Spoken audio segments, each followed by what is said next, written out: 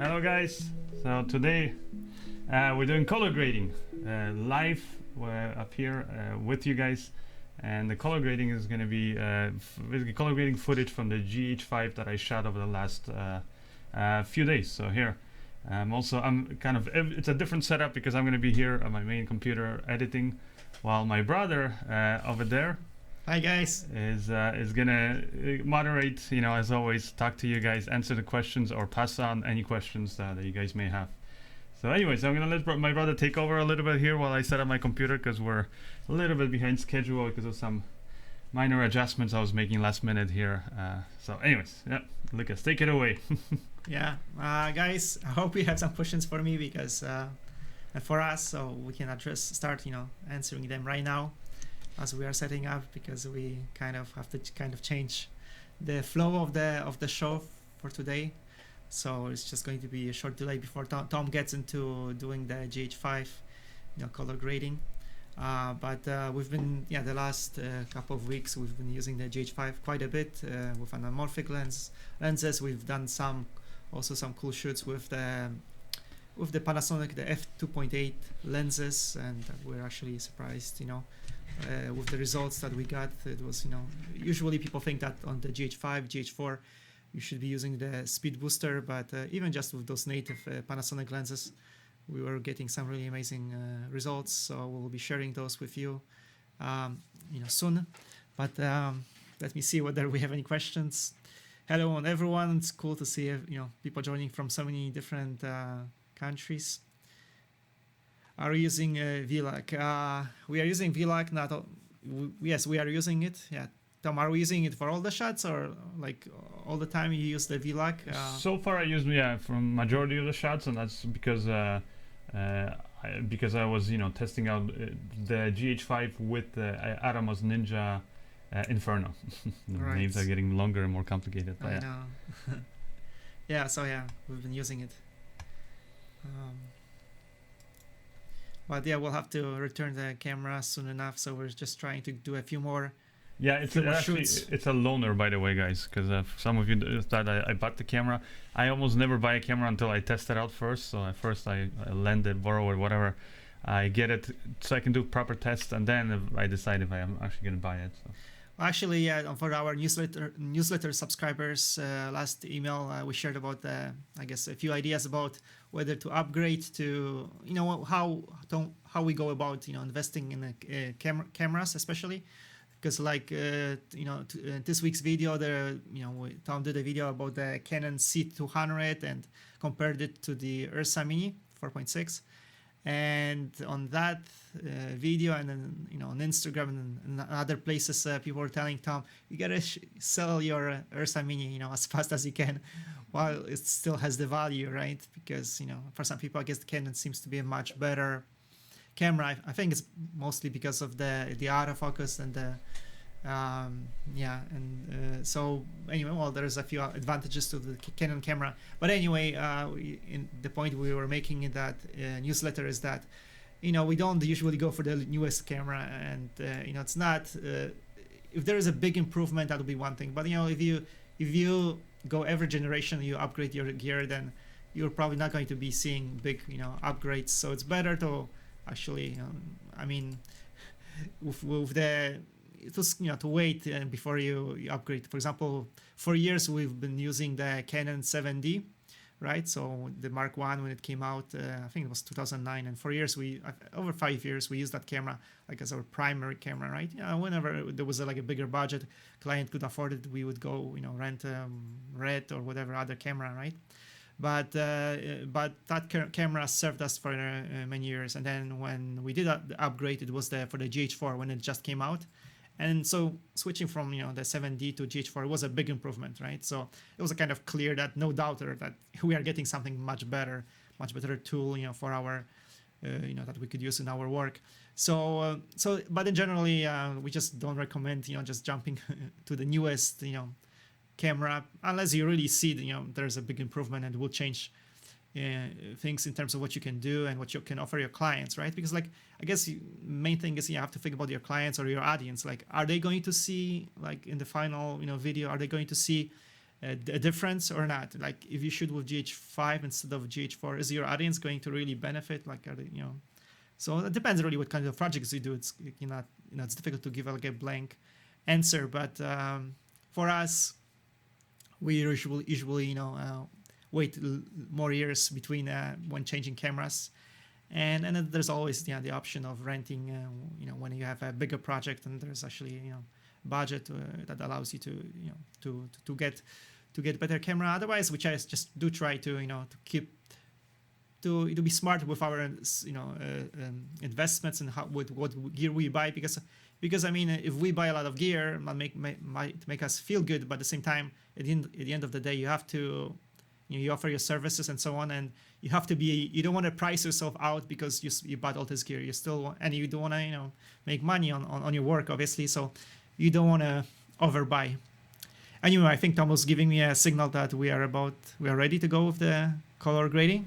Almost here. So yeah, but I guess we can, because I'm kind of just also checking what's happening on the internet, what people are saying here.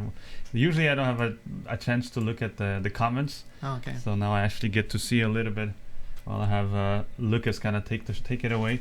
All right, so like I said, today I'm going to be color grading the footage that I shot over the last few days with the GH5 camera. It's been a pleasure testing the camera, which is exactly what I've been doing, just testing it. I have not bought the camera, not made any financial investments in it yet, like I said.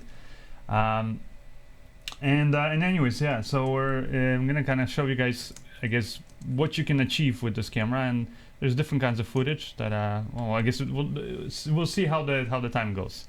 But anyway, so maybe here. Let me just see here. I see some comments. Lucas is the man. Did you know that? I am, yeah. I am. Either he's the man or just a man. All right. What's some other? Hello, Australia. Actually, yeah, let me know where you guys are joining us from. Thailand, I see. New York. Jamaica. It's always nice to see. Tom, remember when Estonia, Santa Rosa, yeah? Tom, remember when we were deciding on the time of the show, and I said, I think 12 o'clock, at noon here on the East Coast in the US is the best time, but unfortunately we're not going to be getting any people from New Zealand, from Australia. So I'm amazed whenever we get anybody from those countries. So thank you so much for joining us. Yeah, because it's what time is it over there now? 2:20 in Australia. So okay. Very late. So very dedicated, viewers. It's good to thank you. Good to see you guys joining. All right, so anyways, like I said, I'm gonna just kind of jump right in and show you guys the footage that I got on the GH5, and I'll let you know when basically I'm working with footage. Like I said, we'll see how many clips I kind of get through, but when I'm working with footage that was shot internally in the camera, and when it was footage that I shot externally on the Atomos Ninja Inferno. I used the Ninja Inferno for most of the shots, and the reason was because I wanted to get the best kind of quality. Not that GH5 can't capture good quality, because it can get it can get 10-bit 4:2 in 4K, but the codec is one thing you want to consider, and another thing is it actually in 4K 60p it cannot record 10-bit, and I did want to kind of, like I said, push the footage sometimes and kind of play around like I'm going to show you. So that's the reason why majority of the footage I was recording was in ProRes, HQ, and in like I said, 10-bit, was it 444, I believe, the color space, or 422, whatever the GH5 outputs. But like I said, the codec makes a big difference. Now it also makes the files huge. We had to actually, with my brother, like invest quickly and buy some new hard drives just to like back up all this footage that we're shooting, because they're huge files. That's all I'm gonna tell you guys. So in here, let me kind of jump in and show you guys what kind of stuff we have here. Where is it? So here's some footage I shot. This was actually shot, was it like 2 days ago, right, Lucas? I believe so. 2 days ago, yeah. Yeah, and just like I said, very random stuff. Nothing. It wasn't like an actual film shoot or anything like that. Now I did have, like I said, some relatives of mine. So basically went out like a family trip to the park, And whenever there's an opportunity to test out a camera, I always take the camera along. So I was actually working with a fairly light rig. I had the Panasonic GH5. I did have the Inferno under, but I did not have, let me actually show you guys some behind the scenes footage here so you can see. I did not have any sort of big lenses like I usually take with me. And the reason is because this is the stuff. So you can see here the camera rig is pretty small. It's just a KMTV cage. I have the Inferno up here. And the reason why I went like this is because I really wanted to kind of, like I said, be able to move around fast. And you see the lens here that I have, and that's majority of these shots you're gonna see are shot on that lens. This is the Lumix Vario G12, 35 to 100 millimeter, and it's an amazing lens, to be honest, because I still use it with my GH5 and all that stuff, but when I like with the Lumix, for example, GH5, at first I was testing out the anamorphic lenses, then I was testing out some of my like cinema prime lenses using the Atomos adapter, and then like I said, went out to the park here with my family, and I just thought, okay, I want to have like one lens that has a decent range, zoom lens, and it's also fast. And this one goes to f2.8, and as you guys will see in a second, I was able to get some pretty sweet looking footage, that nice kind of shallow bokeh, nice out of focus background and stuff. So you can definitely get nice shallow depth of field just using the lenses that Panasonic makes for the Micro Four Thirds. You do not necessarily have to invest in speed boosters and other like cinema prime lenses. You can just using the kit lenses, you can do that. And the amazing thing about the kit lenses is that they're so light, so fast to work with, and that was, like I said, the reason why I took it here with me. I also had some of the, like, as a support, camera support here, I had let me see, try to get a shot, show you guys. Here you can see I was using the iFootage, and the iFootage monopod is the new one that I got, that they revealed. I think they revealed it this year at NAB. At least that's when I saw it. And I got one for myself, and it's been a pleasure working with. And even though, as you'll notice, I have just the camera, the monopod, and I have the Atomos recorder on the tab, and that's it. I was able to still pan and tilt and get nice kind of smooth shots in that way.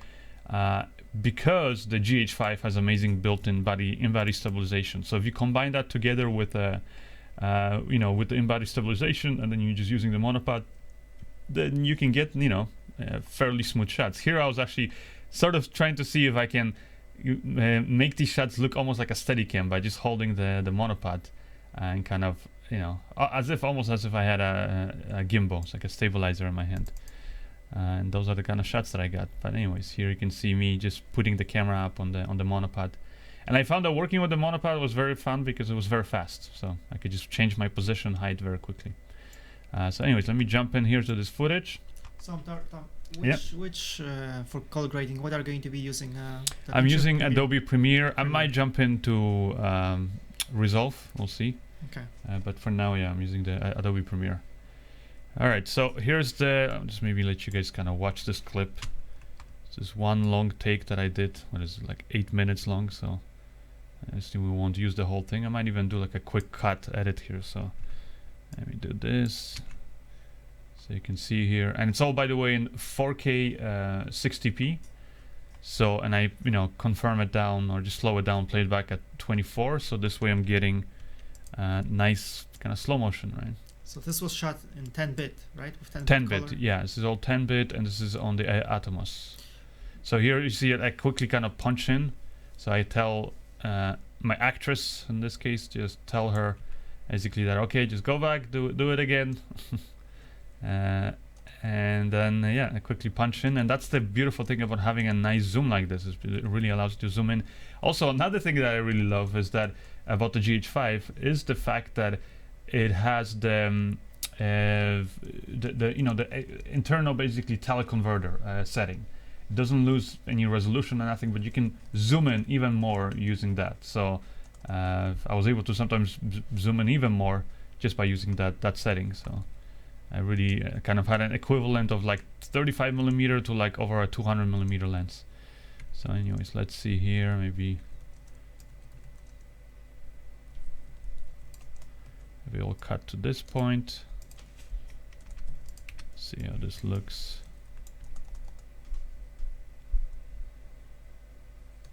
As you can see, I'm cutting to a close-up.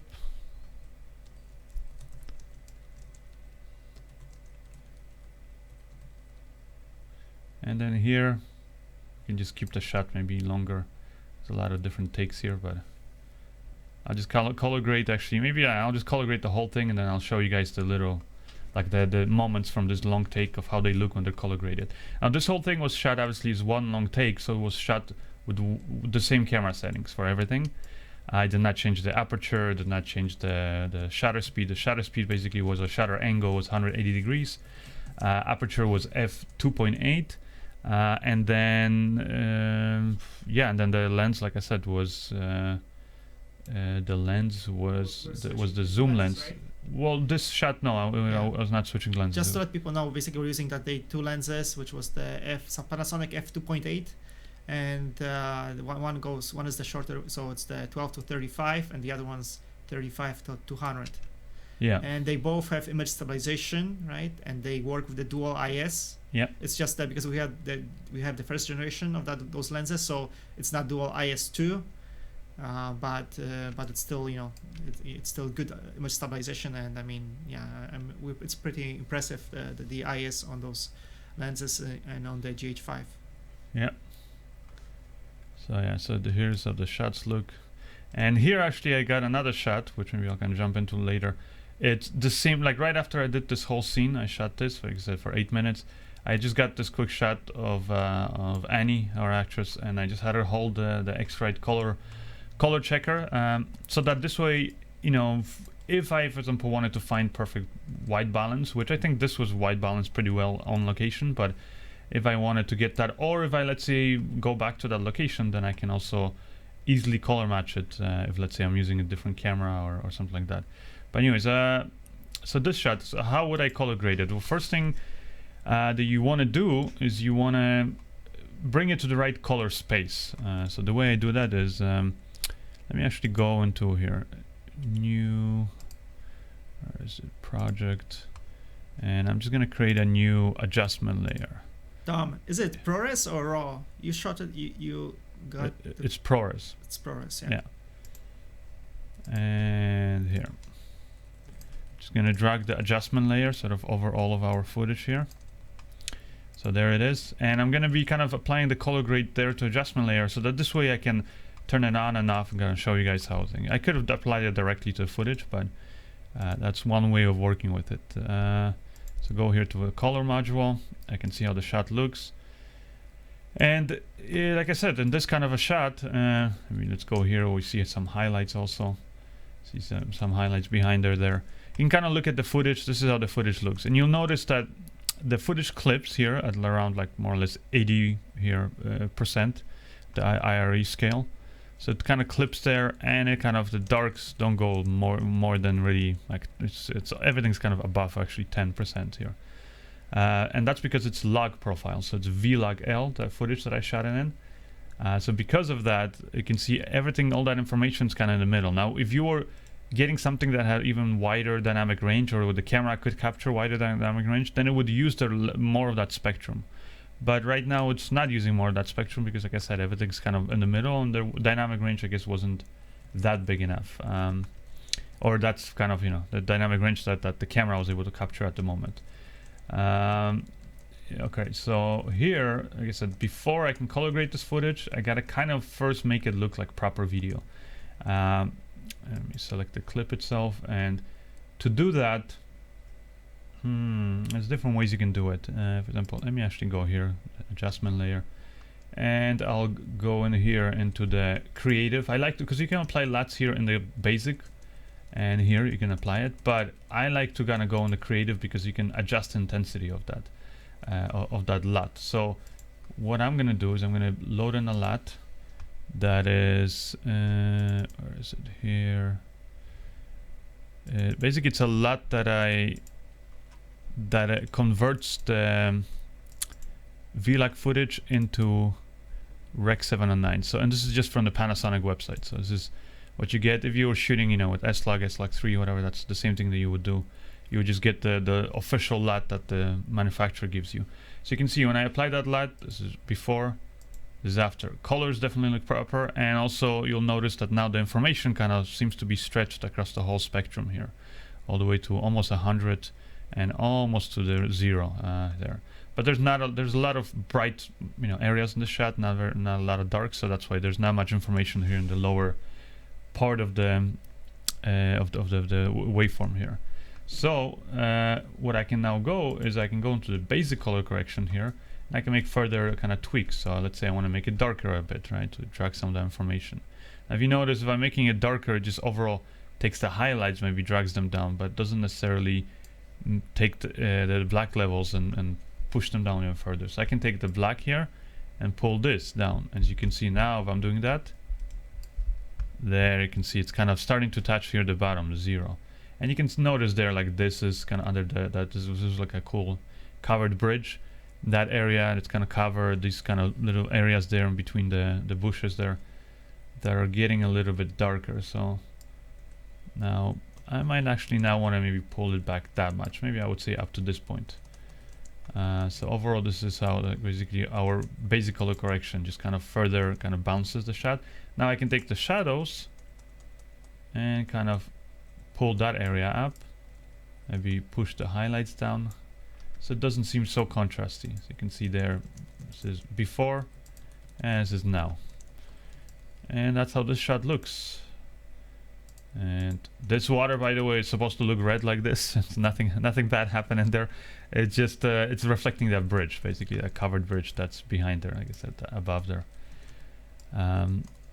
So this is how the shot now looks. So if I turn off my adjustment layer, you can see this is before what I had. This is now like a proper, I would say, video shot, right? Now, if we look at this shot here at the end, where I was kind of, you know, getting a shot of Annie here with the color chart, you can see that in here, this is how their skin tones look and all that stuff. And some people might say that it's too warm, you know, all that stuff. So if you really wanted to have like perfect, you could say, white balance, then you would take the white balance selector here on Adobe Premiere, and you can, that's where having even just a simple gray card, but you know, the color checker, basically the X-Rite color checker, has a lot more information than just the white balance. But you can basically click then on the white area here, and you can see it shifts the colors. Now I actually don't like that. This is kind of here, I'll show you before how it looks, and then here is it, and this is after, right?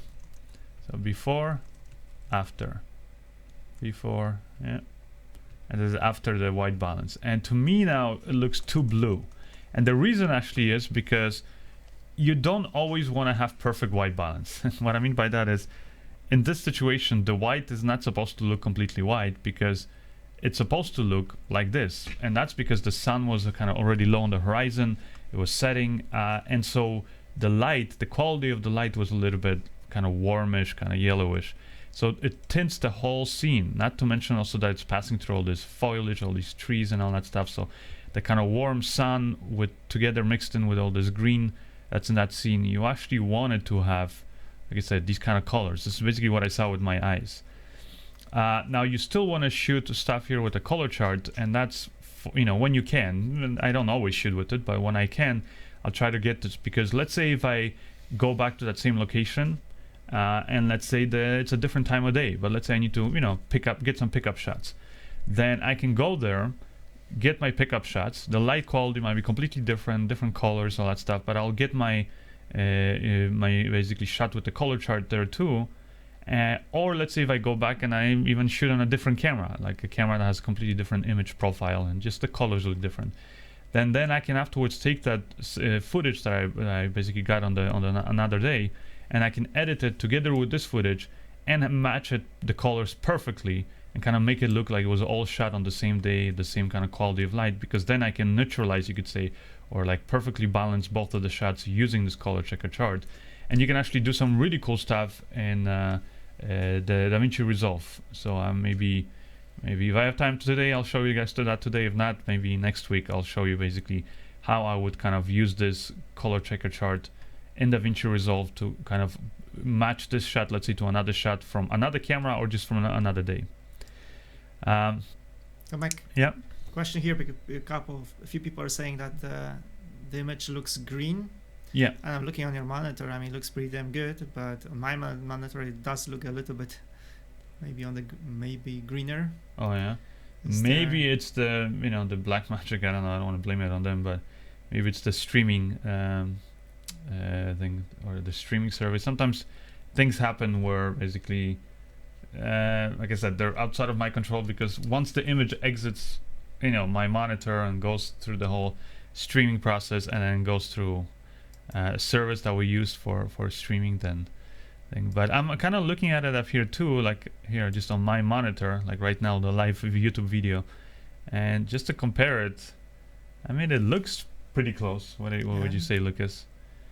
It looks pretty close. I think what it might also be is just the color balance of my monitor, which I'm using the properly color graded monitor, color corrected monitor, and so some monitors might be a little bit, the shift of colors might be different. So that's also something you want to kind of keep in mind, is that it's never going to be identical, right?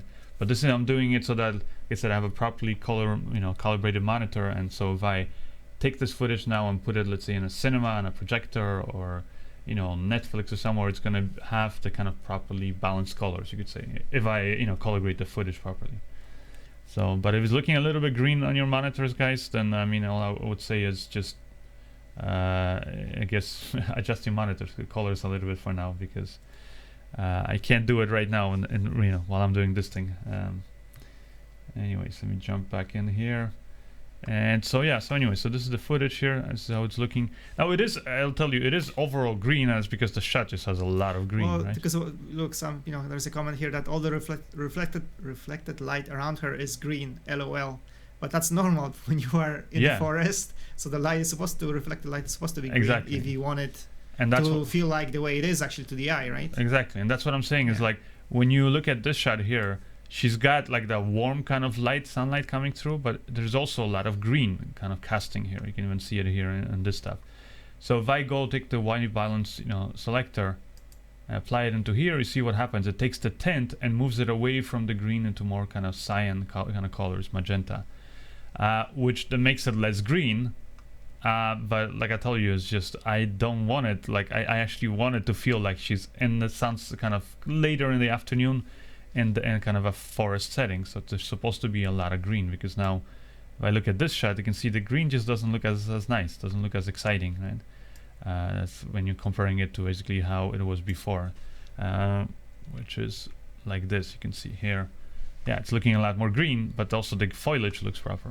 But anyways, now I'm gonna kind of color grade it. So how can you color grade it? Well, there's many different approaches. Also depends on what you're trying to do. Like if you're trying to go kind of safe, then let's say that our adjustment layer that we put in here, that's the kind of initial kind of just proper color balancing the shot. So whether you want to adjust the white balance there, all that stuff, we applied the LUT. Obviously this was before the LUT was applied to kind of convert this footage into Rec 709. All those things we did, right? And now I can, for example, take the adjustment layer, I can apply another one here on top, and I can do my grade on that. This way I can kind of experiment. I can even put, like, let's say a few of these adjustment layers, and let's copy it here on the second layer. I can have multiple adjustment layers, right? So I'll hide the top one here and go back here to color. So anyway, so now I selected my second adjustment layer, and I'm going to be and that's kind of what you're doing, is you're kind of stacking the things. So first you're doing your initial one, which is on our first adjustment layer there. Now on the second adjustment layer, I'm doing my kind of, my further color grading, which in this case would be the kind of creative color grading. And this is very similar to how you would work in like a node-based system, like for example in Resolve, where you kind of, most of the time, you're going to be doing parallel nodes, meaning you have one node, then another node after that, and another one. So it's kind of like a layer, like one layer, then another layer after that, and so on. So now, like I said, I have this footage here selected, and I want to kind of play around with this and make it more, let's say, you know, make it look nice, like let's say like proper video, but also make it just, you know, make it feel natural, right? Let's say I don't want to kind of go overboard with this. Then here's how I would do this. I would probably go here to the creative. I can go there and kind of adjust things. So actually, you know what, even in basic kind of, I can go in and further sort of tweak this shot here. So I can again adjust the highlights, can drag them. Let's say if I do want to kind of make it a little bit more contrasty, this is how I would do it. You can play around with the white balance. You can make it less kind of warm, or actually a little bit warmer, let's say. In this case, if you want it to look kind of more natural, I guess I would do it like this, so it doesn't have so much of that yellow in the shot. And then maybe take the magenta kind of and the tint and push it towards magentas, but just a little bit, not as much as what the white balance selector was doing. You can adjust the contrast here. Usually if you want it to look like proper video, you want the footage to be fairly contrasty. Now what I do still want to do is I bring up the details in the shadows, but in turn I'll crush the kind of the black areas. So like you see the black there in her dress, or like here the shadows. They're basically going to look proper, because without it it's going to be too blown out. So let's see something like that. Let's maybe actually go overall, add a bit more exposure.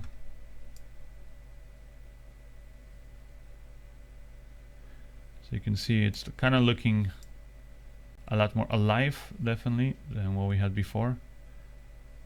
Skin tones, I think, are looking pretty good. This is how the shot is now.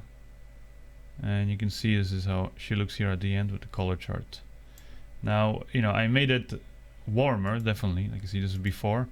Warmer, more contrasty, and you see the skin tones. Again, it really comes down to your preference. If you want it more like this, you can drag it more like that. If you want it, I kind of want it to be a little bit on the warmer side, so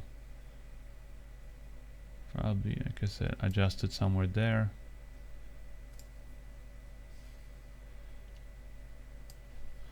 Actually, you know what, yeah, for this one, make it a little bit more balanced. And a lot of times what that means is you kind of want to bring the, and kind of make sure that one color isn't really higher than the other, if that's clear. And you can do that by adjusting here. You see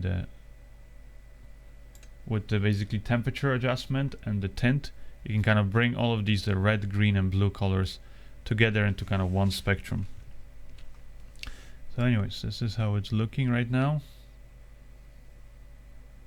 Now this shot is actually, see, even here this was done like 2 or 3 minutes after we did this take, and you can see already the quality of light kind of changed a little bit. It's a little bit on the warmer side, so you might even want to, like, if you wanted to balance in between the two, somewhere there, I would say. So there you can see it's properly kind of now balanced. And another thing actually I can do is here.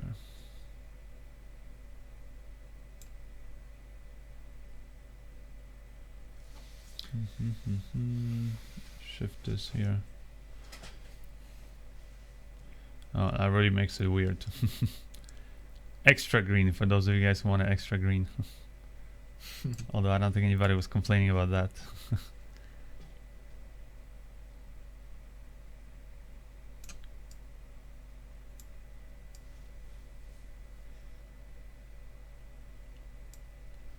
So there, I think.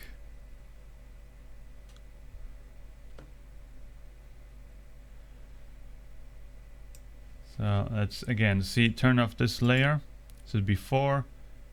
Basically, this is just with the LUT applied, and this is after our kind of initial color balance. You could say that just kind of making it look like video, right? Now, what happens is when you bring up the contrast, all that stuff, you're going to be losing details there, right? Like you see those kind of blown out areas, they become even more blown out, which is okay because we want that contrast and all that stuff. I might even adjust the saturation, let's say, make it a little bit further kind of alive. So somewhere there. and you're getting a nice kind of a shot with a lot of color. It's very alive, but just kind of looks more like video, right? Now, what if you, wanted to get the shot by kind of looking a little bit more stylized, a bit more, I would say a bit more cinematic, right? Then one thing about trying to get cinematic looking shots is you want the colors to not necessarily be natural looking, like whether you're using the white balance, selector and the color checker card or things like that. When you go for a cinematic look, what makes something look cinematic is basically just looks different than real life. It has a stylized look, and could be a lot of different things. Could be the locations, are looking a little different. The lighting definitely, but also the colors, the way you color grade it, even the frame rate and things like that. If you're shooting at some really weird, like let's say slow motion, usually automatically makes your footage look more cinematic because we never see things like that, with our eyes, right? We don't look at the world in slow motion. So, so because of that, it's those are the kind of things that you tools that you want to use to make your footage look a bit more cinematic. And so, what I'm gonna do here is, like I said, kind of jump in here and basically turn off our second layer and just do my kind of creative color grades here on this layer. Now this is going to be kind of what I'm going to use it to like I said, to just apply the colors there and make them look very stylized. So one way that I like doing that is actually with the color wheels, and this is you're going to find in every program, whether it's Premiere, DaVinci Resolve, Final Cut, Sony Vegas. They all have these basically three primary colors. There might be called shadow, midtones, or highlights, or lift, gamma, and gain. It's basically the same thing. So this represents the darker parts of your image. The midtones is basically everything in the middle kind of range here, like around basically 50-60%, that area. And then highlights is above 80%. That's the highlights. But if you pull one of those basically color wheels into one direction, then you're going to kind of adjust the overall image. So what you want to be doing is you kind of want to be pulling and pushing this thing. So let's say in this shot, because like I said, I want it to feel like it's a kind of this nice summer day, and you see right now the highlights there, the extreme highlights are just pure white. That's all they are. And because of that, here, where is it? No, wrong button. Basically, like I wanted to kind of adjust it so that those highlights don't actually look just normal kind of white. I want to kind of give it a feeling that there's really strong sun, and the sun is like really warm. Really gives you this kind of a warm kind of weather feeling. Because if I did the opposite, let's say if I take the highlights and I drag them here towards the blues, so you do this, and let's say even the midtones, pull it towards the blue kind of colors, it's gonna make the footage look right away like it's, like let's say if I push the whole thing like this, like it's just kind of cooler. It's not a nice summer day. So here what I'm going to do now is, like I said, take the highlights, pull it probably towards the warm kind of colors. And how far, I mean, it's really up to you. If you pull it all the way, you can see it gets really yellow saturated, but you can kind of maybe go less yellow, a little bit more warm. But you can see when I do that, her skin tones also kind of fall in that area. So that's why you're always going to be kind of adjusting and fighting this back and forth. And so I might want to, like, let's say, pull it not completely in the blues, but maybe somewhere here, like in the kind of cyan kind of color. So she still has some warmth in her skin tones, but it's not yellow completely. And then the shadows, let's say, like these areas here, to not make them look blue, but to kind of bring them back and make them look natural, you're gonna basically drag it in the opposite direction that where you drag basically the other colors. So this will be kind of yellow, kind of magenta. So here, let's try it more towards these kind of green, these types of colors, kind of turquoise almost, and like that. Now one thing you'll notice is the the image also, like it's before, this is after. Now the whole image now has color, so even the shadows have a lot of color in there. We can do that like further by just basically crashing the areas here, shadow areas, so it's going to look a little bit basically darker than just bluer, because we don't want it to be completely just blue. And here I'm going to take the midtones, kind of still play around with it, because I want to find a nice balance where her skin looks semi-natural, like warm, but also so it doesn't look yellow because of the yellow highlights that we added. Now one thing you notice is because I added the colors, their skin just overall got darker. So I'm going to take the midtones and increase the value of it, meaning make it brighter. And you do that by pulling this kind of slider here. So somewhere there. So again, we can turn it off and on. You can see that's how it's looking now. So the highlights are definitely looking warmer there. And the skin tones, maybe we'll pull it a little bit more towards the kind of blue colors here. Somewhere there. And you'll notice a lot of it is like little tweaks here and there, and you're constantly going back and forth between these wheels. And the shadows, always you're going to be kind of walking around adjusting, and I don't want the shadows to really look blue. Maybe put them more towards the green here. But I do have to offset it, because otherwise, you know, I just had you see, if I put the shadows back in the center, look how everything just looks warm, even the grass and everything. So I want to still make the forest and everything look like it's green. So I'll pull it there, and there we have it. So it's a bit more of like a stylized look. And again, maybe I'll adjust further. Where is it? The midtones, somewhere there.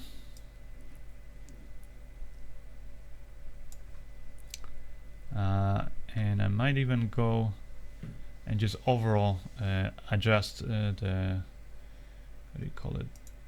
Just the overall saturation. I want the original colors to still kind of pop through a little bit, so increase that, because I want to make it look stylized anyways. This is our color wheels.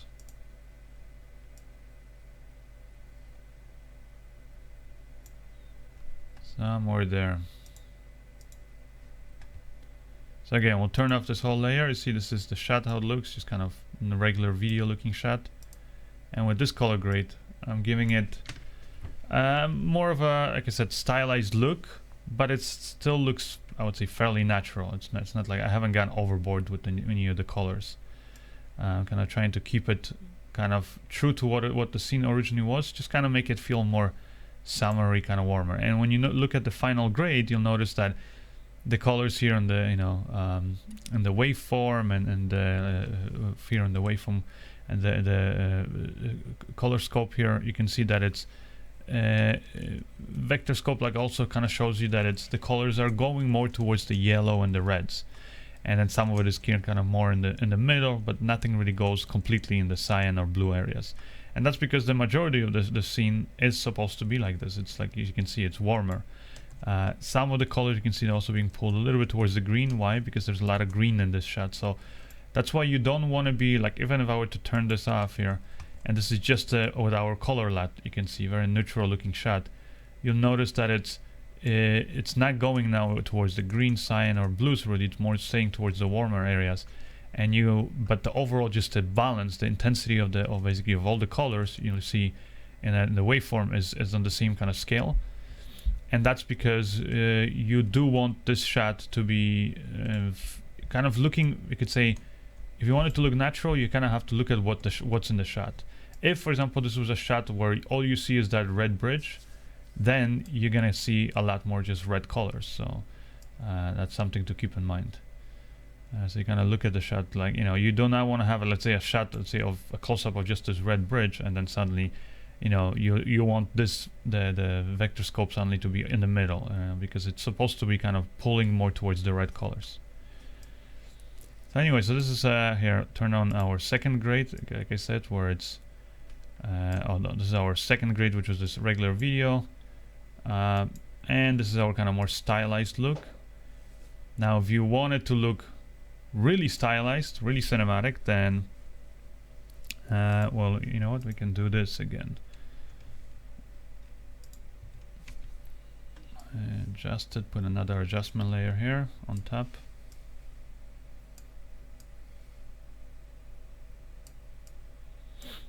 And let's just make sure there's nothing applied to this one. Okay, good. And what I'm going to do now is just kind of go overboard, you could say, with it, or just really stylize it. So there we have this, and I can go even here in the creative. You can experiment, by the way, with different looks here that Premiere gives you. That's the cool thing about Premiere, is it kind of gives you some of these built-in looks. You can actually, well, I can, you know what, I might even try out some of the LUTs that I have. Actually, no, you know what, I'll do that at the end. Let's see here with the color wheels. You'll notice I do a lot of my work with the three-way color corrector, the three color wheels. Now, the way I also like to work is having a control surface, which I have been testing out the Blackmagic micro panel, which has the 3 wheels that can allow you to basically then adjust those midtones, highlights, and shadows. But you can do it at the same time versus having to adjust one and then another one. So you can work quicker, and you can also really see how your look looks right away. Because problem doing it individually is, you know, like I was showing you, if I adjust my highlights, make them warmer, then sometimes I don't know how far to push those colors, because then it makes everything look very yellowy. But when you right away, let's say, pulling the highlights towards the yellows and then offsetting the other colors in the other direction, then you can kind of see, okay, the shot stays neutral, but you can just see the highlights just changing. And that's the nice thing about being able to do it in real time with basically with all the different you know, with basically how the whole overall image is going to look, with your final kind of, you could say, balance of all the midtones, shadows, and highlights, versus doing it one at a time. Now, the only kind of thing I wish the Blackmagic micro panel would do is would actually work outside of DaVinci Resolve, because like sometimes I color grade in Premiere and it doesn't work in Premiere, unfortunately. So that's the only kind of disadvantage there.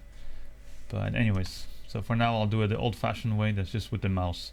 So right now, let's say I do want to kind of make it look like almost like a Tony Scott kind of film, like really crazy kind of LA almost summer. So make those highlights super yellow. I'll offset now the midtones a bit, just literally go in the opposite direction to kind of make her skin tones look a bit more how they were originally. And let's say the shadows, I can make it look very greenish, for example, or you know what, actually there's this, what is that, the whole two-tone kind of orange and teal look, but there's a ton of these that people have, that I'm gonna sort of try to show you how you can also even create that. So there, like this, and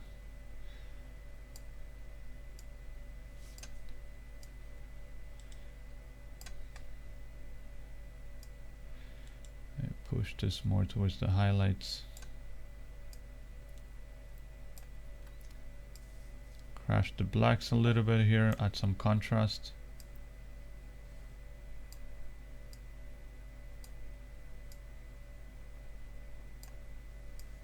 And bring up the brightness actually here.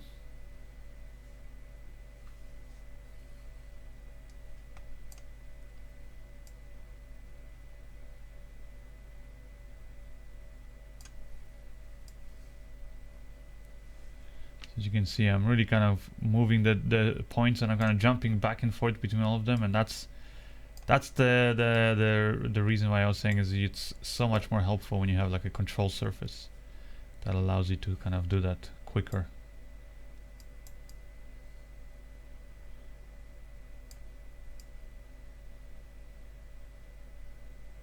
Just kind of see pulling it like over different kind of just areas here in the midtones, trying to see what happens to their skin tones and that kind of stuff. I can also show you guys the scopes, you can kind of see it for yourself what's happening. You see, if I take like majority of the information is going to be in the midtones, especially in this shot. So you can see if I pull it more towards magenta, you can see here on the vector scope everything kind of goes towards magenta, right? If I pull it more towards the green, everything here goes towards the green. That's majority of the information, or the pixels. So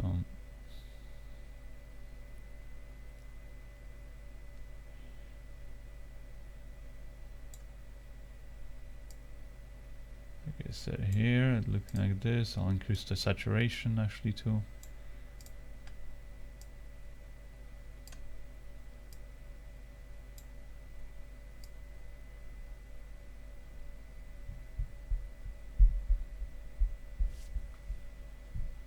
that's more or less, let's see how far I want to take it. Maybe take the black areas, make them a little bit darker. Now if you don't want to, you know, make your image very contrasty, you don't have to. This is something that I do like to do. I rarely go for this kind of flat looking image. So before, you can see how it looked, very kind of video-y, and now fairly stylized. So right away it's gonna just look different. Here I'm gonna adjust further area with her skin tones. See what looks better.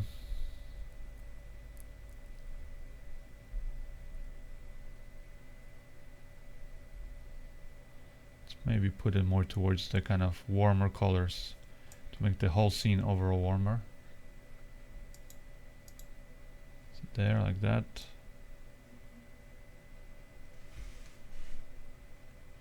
And here, if you look at the shot now that I have the color chart, you see that now the white definitely doesn't look white, looks more kind of yellowish greenish.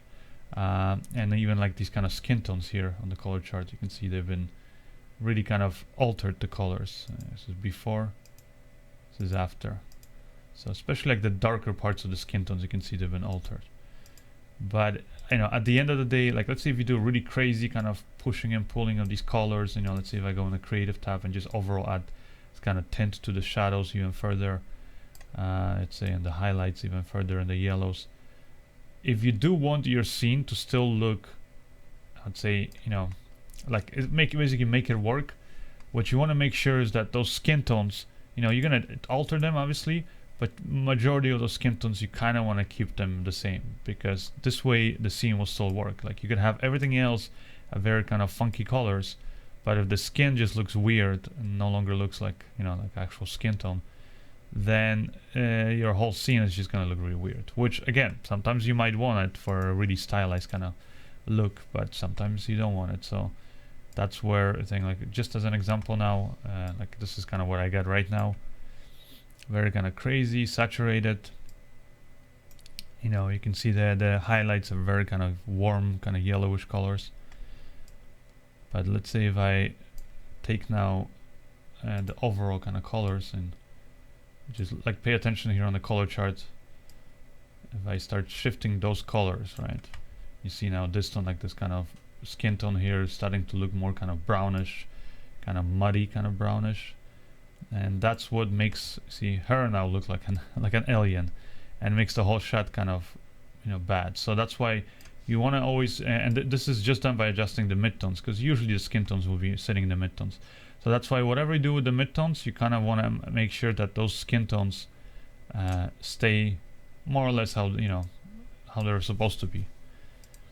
Again, before, after. You see all the other colors change, but the skin tones more or less stay the same. Again, before, after.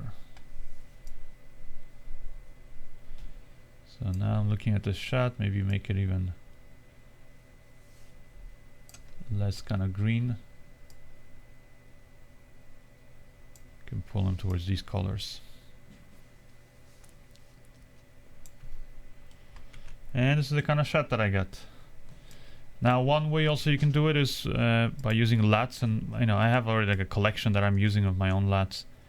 I'm sure you guys have your own, like basically whenever you create like some kind of cool color grade, because a lot of times what it is just I'll be sitting there tweaking the shots for a long time, and when I work on whether it's a film, music video, whatever it is, and I've kind of created a look that I like, and it almost never happens in one sitting. Like I'll come up with a look, I'll step away, work on another project, then maybe, you know, watch that test that I did, you know, with my brother or whoever else, ask other people's opinion, or just kind of watch it myself after like a day or two with like a fresh perspective. And that's kind of how I make judgments on which, you know, basically whether the color grade I'm happy with, whether it's achieving the kind of effect that I was going after, all that stuff.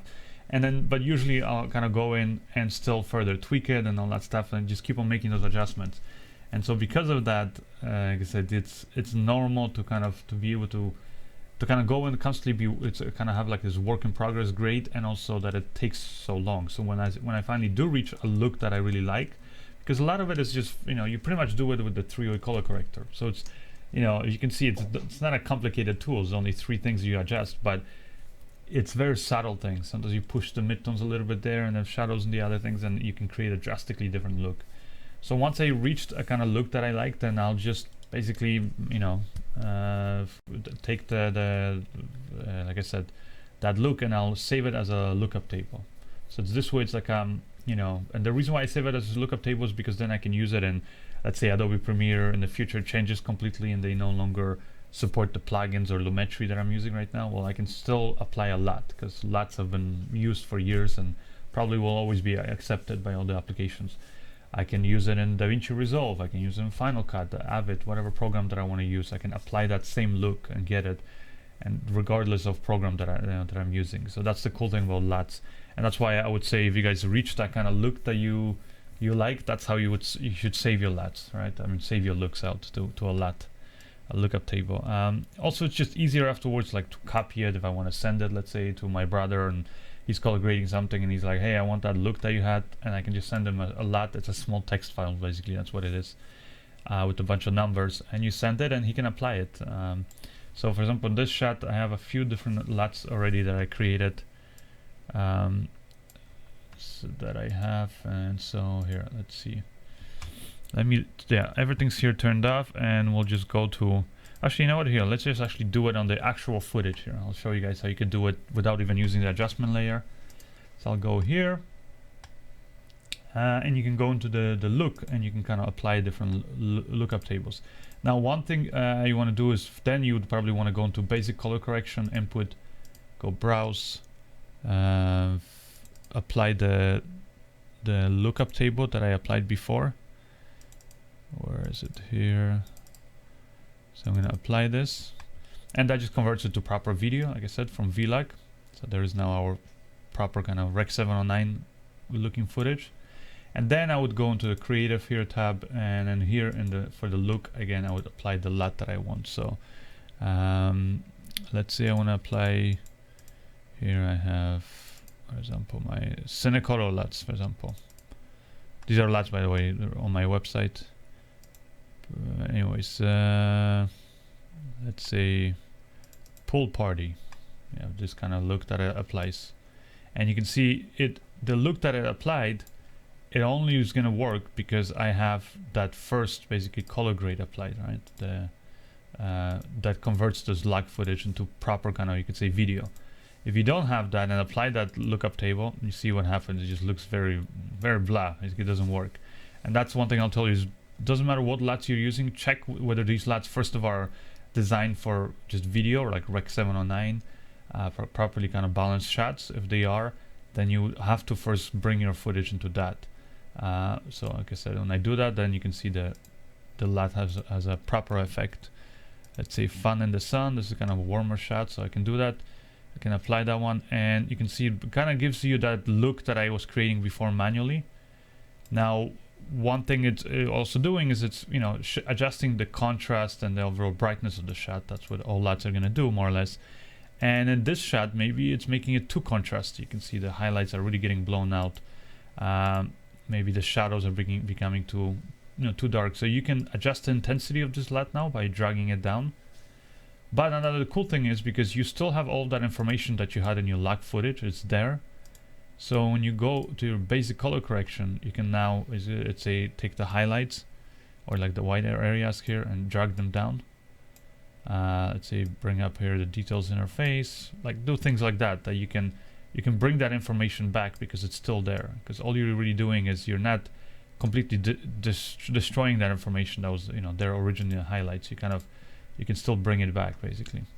So that's the cool thing about using LUTs and kind of working in this kind of structure of applying first that one LUT and then the overall kind of the color balancing LUT, then applying the creative LUT, you could say.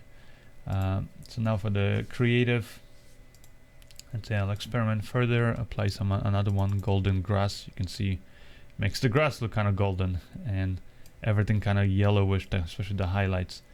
Now if let's say you're looking at it and you're like, okay, I like something about this look, but maybe it's too much yellow, then you can, again, like I said, go into the original here adjustments that we did.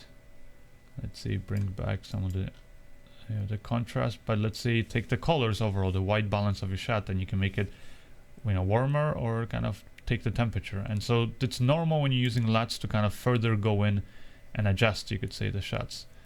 Also, I would say with this golden grass, like it really makes it kind of bright. So, in this shot, maybe I want to make it a little bit darker. So see, I can bring down the exposure on this shot. And that's how I can have a lot of these different kind of looks. And I can preview them.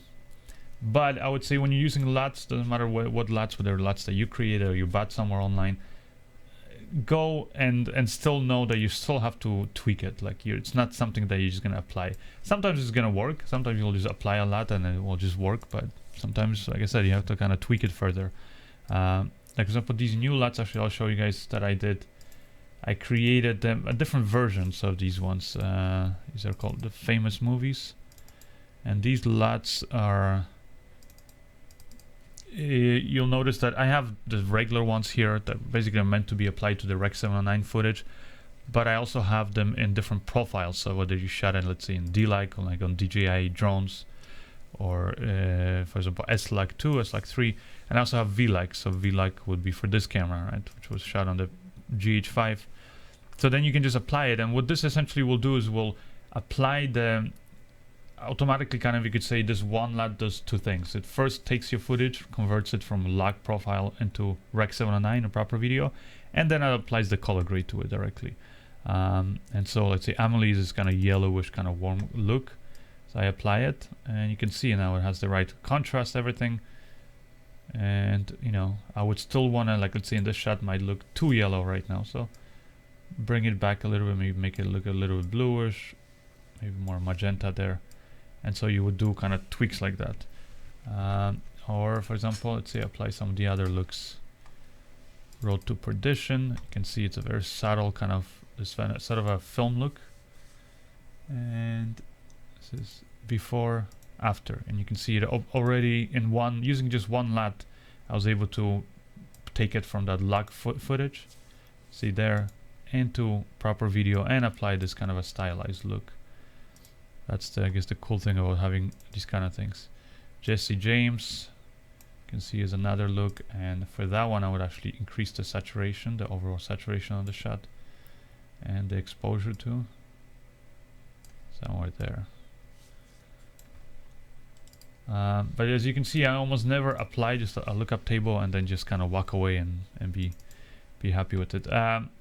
Saving Private Ryan is interesting because it's kind of duplicating that look that was in the scene, Schindler's List, is kind of creating that look in the film Schindler's List where the whole movie is black and white except the red color is kind of faintly bleeds through. It's not 100% visible, but you can see now the little bit of like red flowers on her dress and the red there on the bridge kind of shows through, and even on her lips there.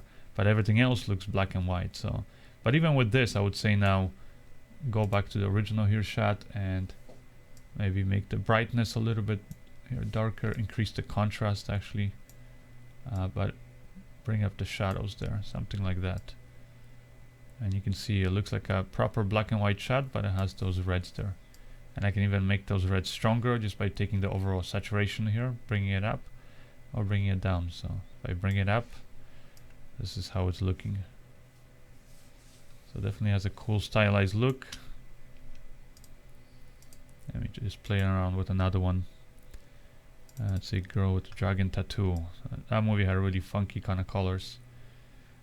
You're having a lot of fun with these LUTs, but maybe should be looking to wrap up. Yeah. All right. So there's a yeah. few questions. So yeah, I'll take some questions. If there's anything you guys want me to demonstrate, then I'll demonstrate. But you can see there's a lot of fun to be had with this stuff, just playing around. And like I said, just applying simple kind of LUTs. There's actually a LUT that that one is it's like a free one that you can get actually on my website. Let me see here. I think it might work well with this one. Did I put it? Yeah, is there any questions, Lucas? Just a few. Are you using at all Film Convert? Film Convert. I use it. Yeah, sometimes I use it. It's kind of like Film Convert is like almost how would you say it? Like Oh, this is the kind of look that I wanted. So this is by the way, these are free LUTs that you can get on my website. Just well, you have to subscribe to the newsletter. Subscribe to the newsletter and you'll get a notification and you can apply it. And I think this is kind of a, I was saying, this kind of a teal and orange kind of look. Now on this shot I would say it needs, because I applied it to the log profile, so I gotta now apply here this the Rec 709. You see this is Rec 709 footage. Take the contrast down to 100, how it was, I mean the saturation. Now you apply that look. If you bring it down a little bit, intensity of it, and there. Yeah, so film convert I use basically I use it with footage when I guess it's good when you want to sometimes balance the shots to each other, like directly, like let's say from log footage, and also like from different cameras, and also apply an overall kind of grade, because you can do that there, and they have a lot of like kind of presets and things like that you can apply. But they also have what do you call it? They have basically what they kind of do is kind of like these famous movies ones that I was showing here, where it applies your color grade, but at the same time converts it from log profile to proper video. So if you're shooting, let's say one shot on S-Log 3, let's say on one camera, another camera you shot on a completely different camera, let's say in V-Log L, then that's where it's kind of great, because you can, or maybe even in Canon 5D, let's say Magic Lantern, all that stuff, then you can just kind of apply it directly from there. And that's where I would say the advantage of that kind of stuff is, of film convert kind of comes in handy. Now the only, and they have a lot of really cool looks, so that's another thing. The only thing that maybe is not so great about film convert is that it is a plugin. So meaning, if you want to send that kind of look over to somebody and somebody doesn't have that plugin, well then, or let's say they're working an application that doesn't accept that plugin, then they cannot use it. All right, like let's say if they're working in Resolve, they cannot apply it. Then they cannot apply that look basically. So that's why I would say at the end, if you can export it as a lookup table, then that's the best way to do it. I think I would say to save your looks. Any other questions? Do you use sharpness? I do. I mean, I'll do, but sharpness is something I almost never do, like directly on the footage. I would do it in the camera settings.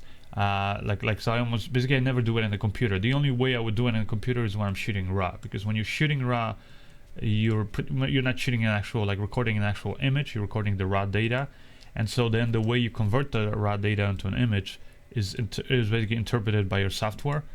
And so then you can go into the raw settings and adjust the overall sharpness, and then you can make the image look kind of naturally a bit more cinematic. And stuff looks more cinematic when it's not overly sharp. When video has that tendency to have like very sharp edges and stuff like that, which film we kind of got used to watching because of the noise and then the film grain.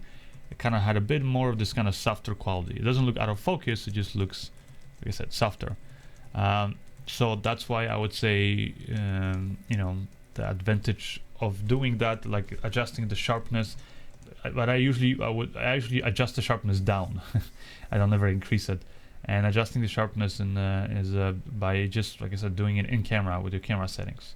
So, and this footage you're watching actually right now, I didn't adjust any of the settings. I just shot basically V-Log and GH5 just to kind of show people this is what you would get. But if you want to make it look slightly bit more, I would say cinematic, then I would actually take the sharpness and bring it probably all the way down, because the GH5 looks great, has nice crisp, you can see details, all the hairs there and everything, but it's almost too sharp.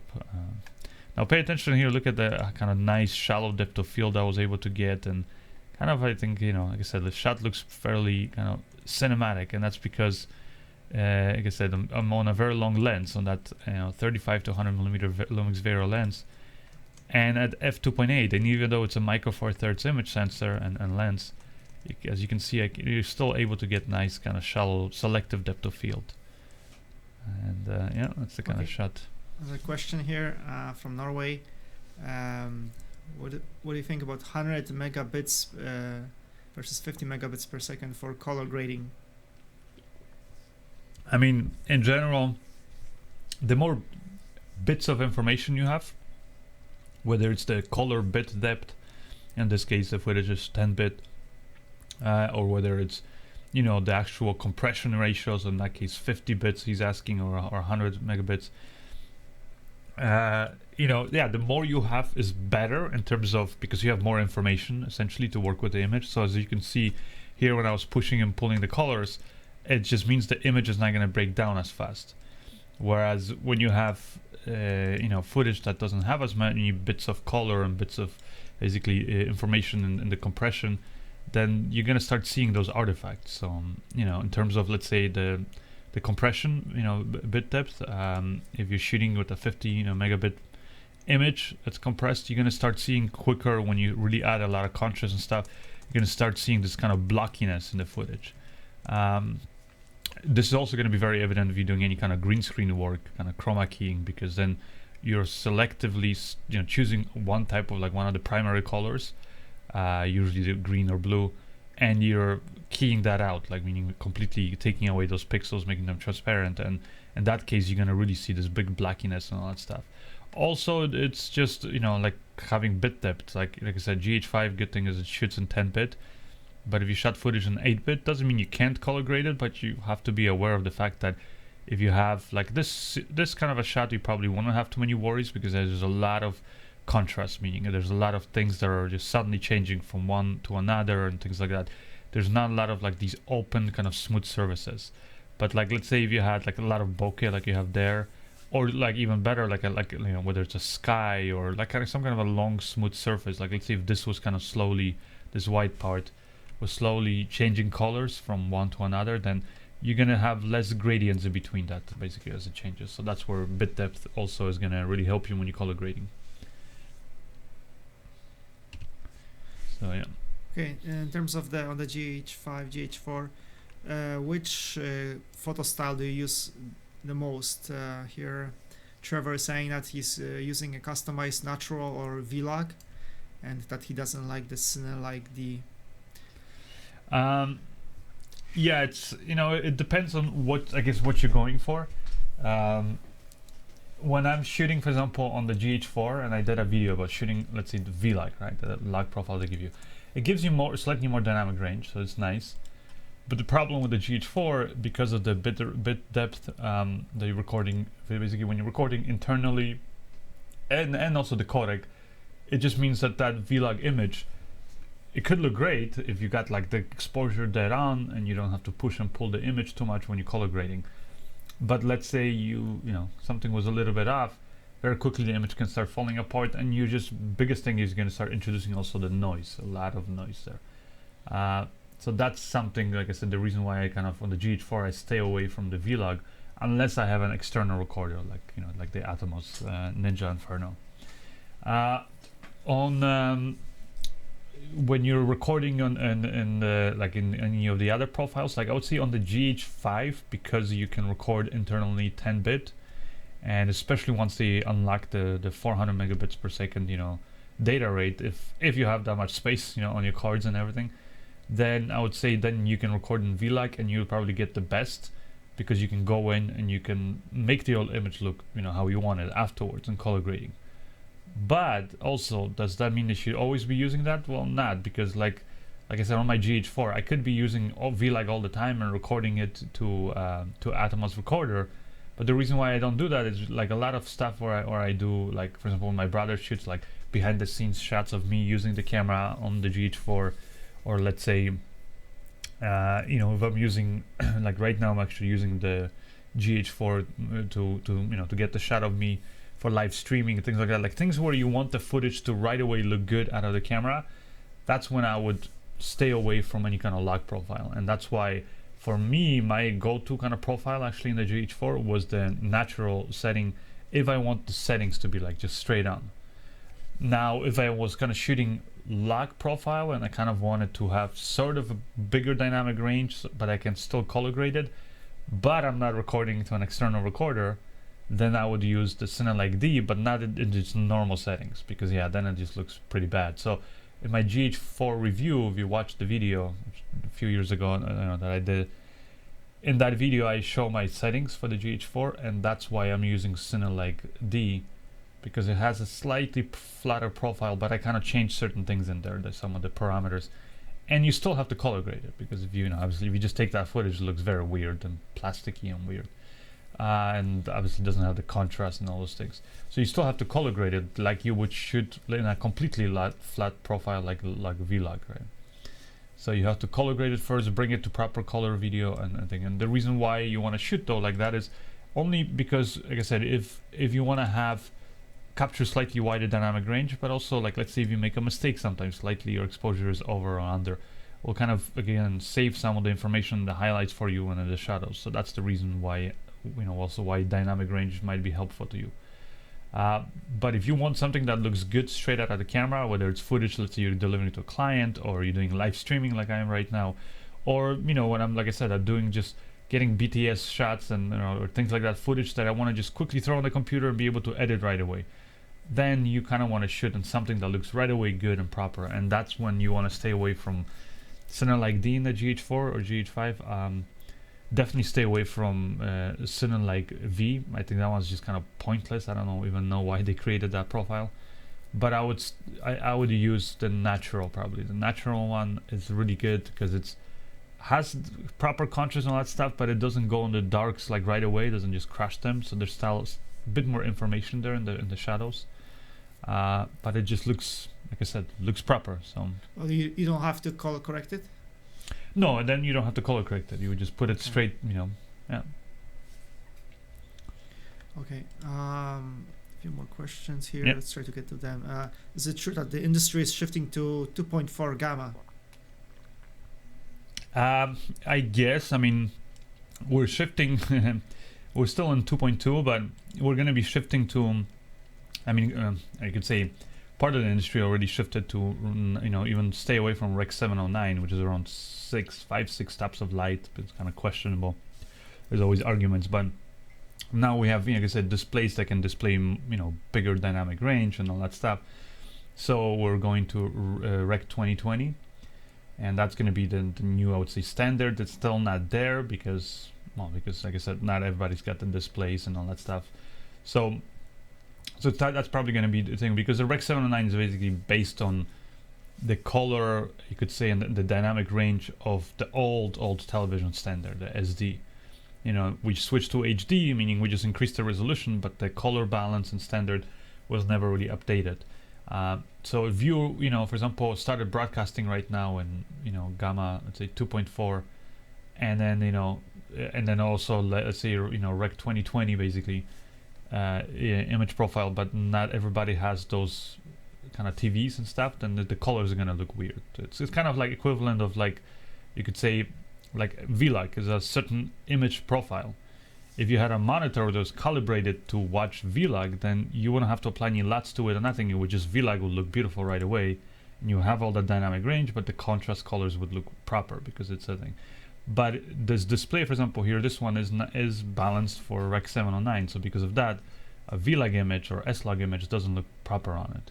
So that's kind of the difference of it. So yeah, but I think, I mean, it's all shifting. It's just, you know how it is with industry standards. The problem is trying to get everybody on board. It's also, you got to think about the fact that, I mean, we could make that shift like in all the, you know, like developed countries here in the US or most of Europe and stuff, but in, you know, there's many parts in the world where people are still watching TV on some old beat up, you know, tube televisions or SD and their, you know, black and whites and stuff. So that's the reason why not everybody's switching.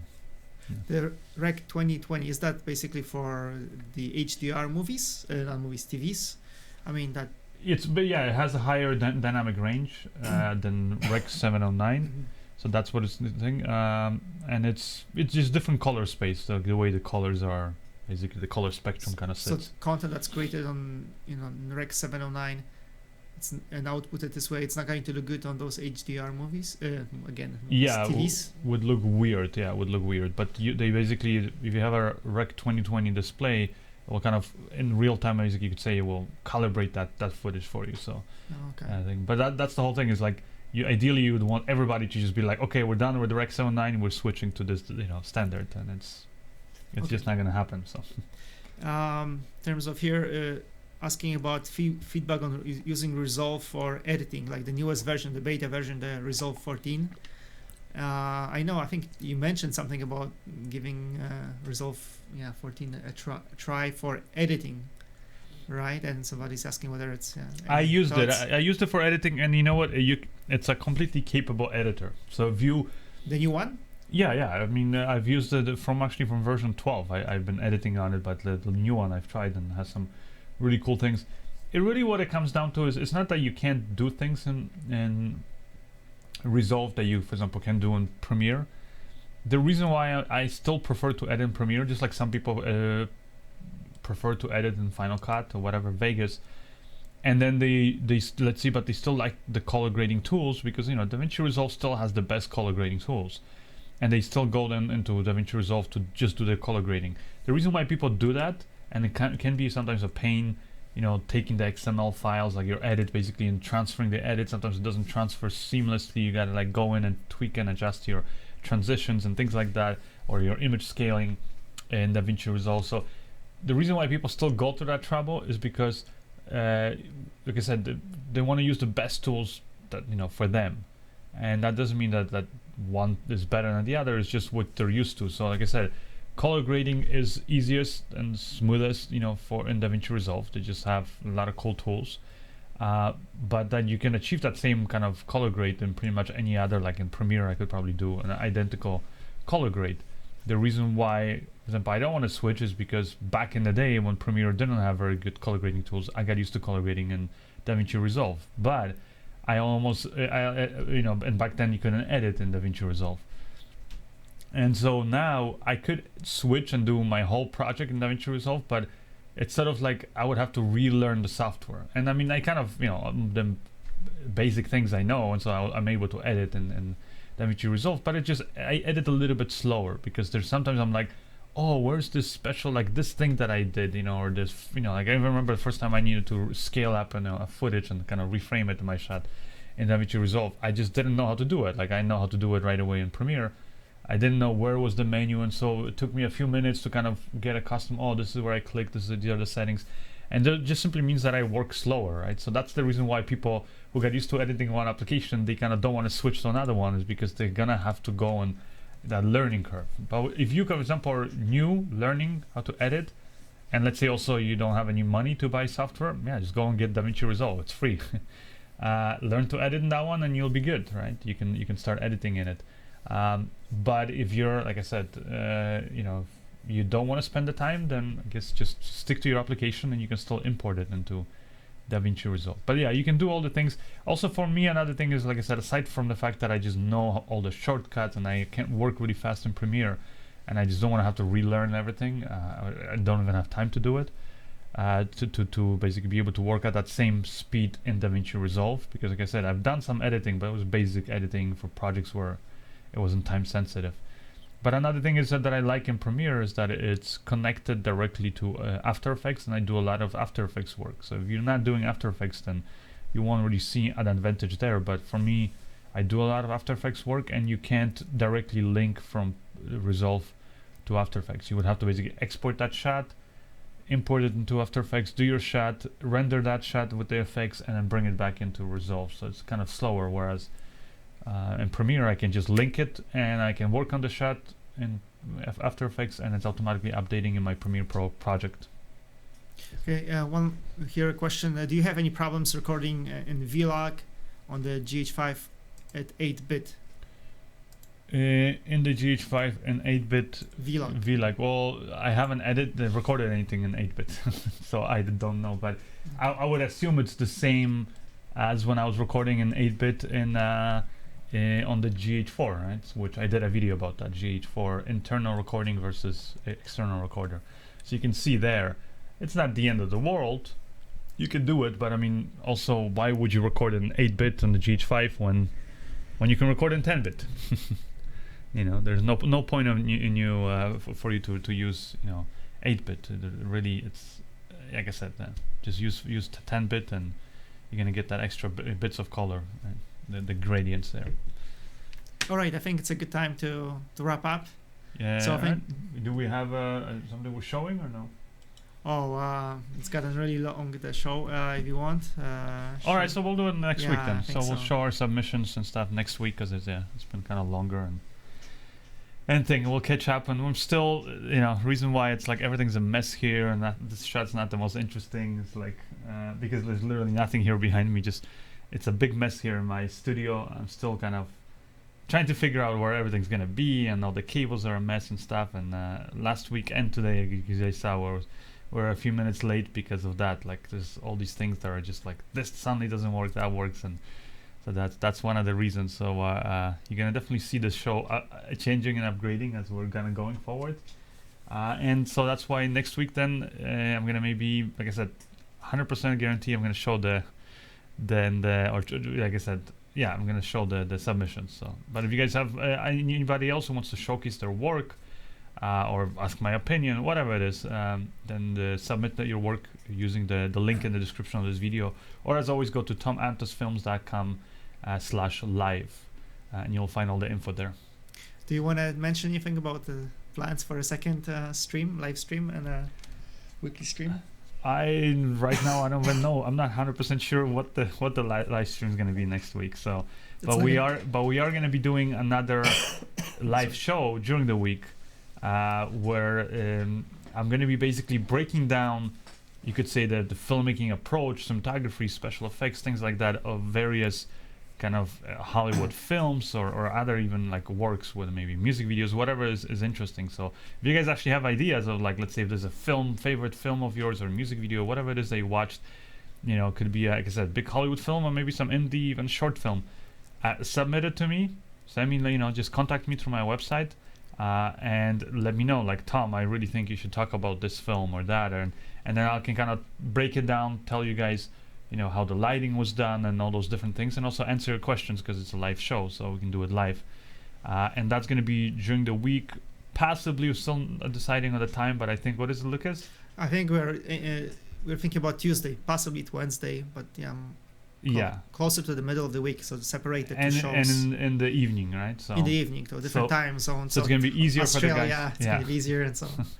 So that's why. So we're gonna be, like I said, we want to do more of this live streaming stuff. And like I said, I'm in a new studio finally here, and it's a mess setting it up. But you guys are gonna see everything evolve slowly over time. So, but as we are evolving and definitely taking suggestions. So let us know if you guys have any ideas for things you want us to do, topics to talk about, things like that. All right.